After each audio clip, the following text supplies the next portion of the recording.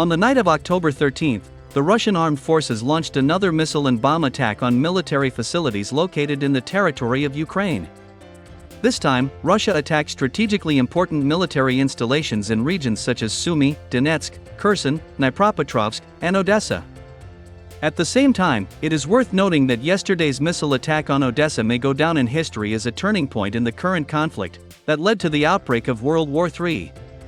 The fact is that, unlike other regions of Ukraine, a really powerful explosion occurred in Odessa, the negative consequences of which have already begun to be felt not only by citizens of Ukraine, but also by citizens of neighboring NATO countries. However, before moving on to the main topic of this video, I would first like to discuss the words of the commander of Spetsnaz Akhmat with you. In particular, General Abdiy officially stated that the Ukrainian army units continue to retreat rapidly in the Kursk direction of the front. According to him, over the past 60 days, Russian troops have liberated 19 settlements in the Kursk region.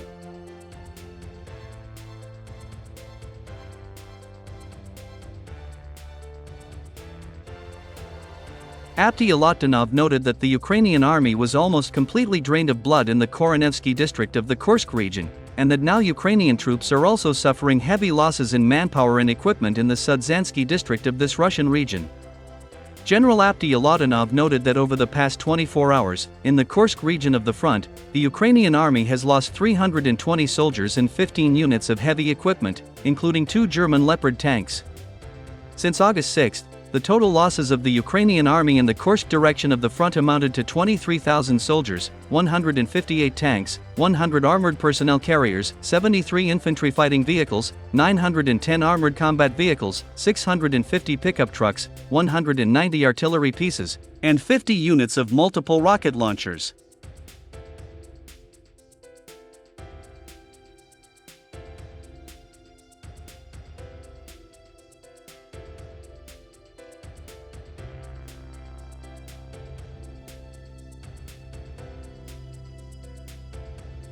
Overall, the terrible situation of the Ukrainian army in the Kursk region is recognized not only by Western analytical centers, but even by Ukrainian Telegram channels. According to them, despite the current difficult situation for the Ukrainian army in the Kursk direction of the front, the Ukrainian High Military Command is not going to order the withdrawal of troops from this Russian region. Moreover, it became known that the head of the Kiev regime not only demanded to hold the positions of the Ukrainian army in the Kursk region, but also to expand control over Russian territory at any cost.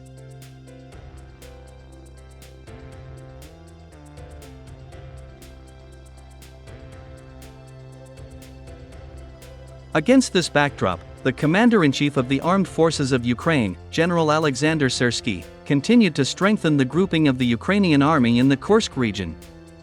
In particular, war correspondents reported that over the past 24 hours, several units of the Ukrainian army left the Kharkiv and Zaporizhia regions and headed towards the city of Sumy, to form new reserves for their subsequent dispatch to the Kursk region.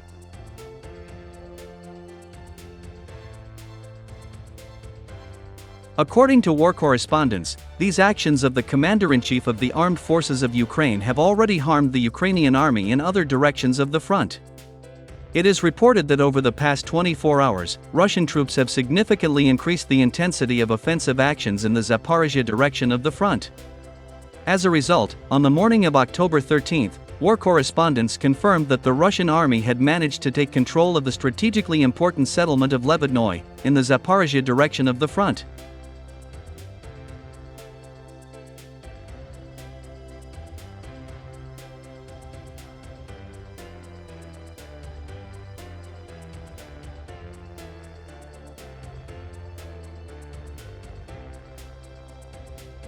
In addition, on October 13, war correspondents from both sides also stated that the fighters of the group of troops under the designation center took control of the settlement of Ostrovskoy, in the Kurakovo direction of the front. Against this backdrop, insiders in Kiev said that the Ukrainian General Staff recognized that the collapse of the front could occur in the coming weeks, as the Ukrainian army does not have enough forces and means to hold the front along the entire combat contact line.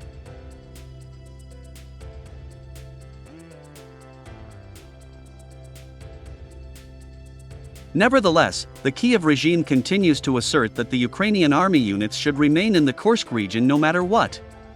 The fact is that the Kiev regime sincerely believes that the presence of Ukrainian soldiers on Russian soil creates the illusion of the possibility of the Ukrainian army advancing and even gaining victories.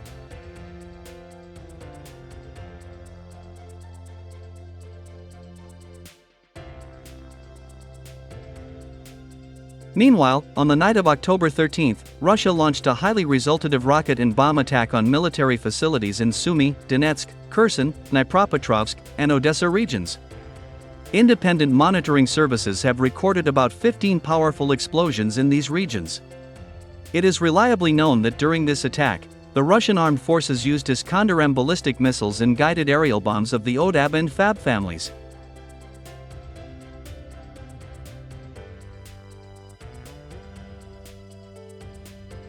So, in the Sumy region, dozens of Russian-guided aerial bombs of the FAB family rained down on the heads of Ukrainian soldiers in the border settlements adjacent to the Kursk region.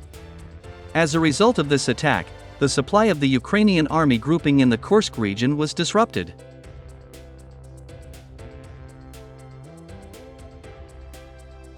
In the Donetsk region, in the northwestern part of the city of Konstantinovka, a Russian ODAB 1500 guided aerial bomb hit and destroyed the building of the former branch of the Ukrainian transport company in time. It is reported that the Ukrainian military stored a large number of 155mm shells in this building, as well as missiles for Western multiple launch rocket systems.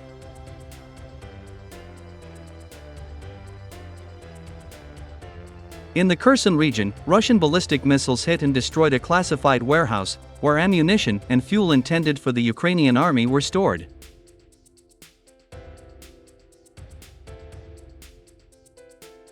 In the Dnipropetrovsk region, in cities such as Dnipro, Kryvyi Rog, and Pavlograd, independent monitoring services recorded about 7 explosions. My friends, let me remind you that it is through these cities that the main supply road for Ukrainian army units in the west of Donbass passes.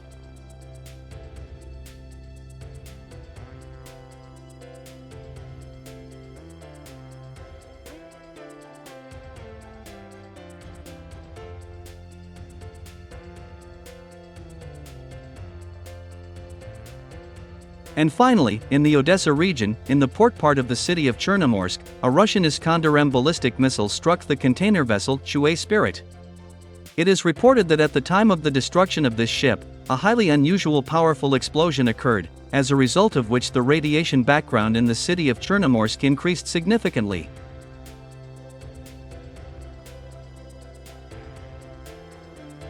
According to the coordinator of the Russian underground in Ukraine, Sergei Lebedev, tens of thousands of NATO depleted uranium shells were in the hold of this ship. According to him, after the explosion, a radioactive column of smoke rose about 40 meters high. It is reported that due to the strong southeasterly wind, this radioactive column of smoke began to head towards Romania.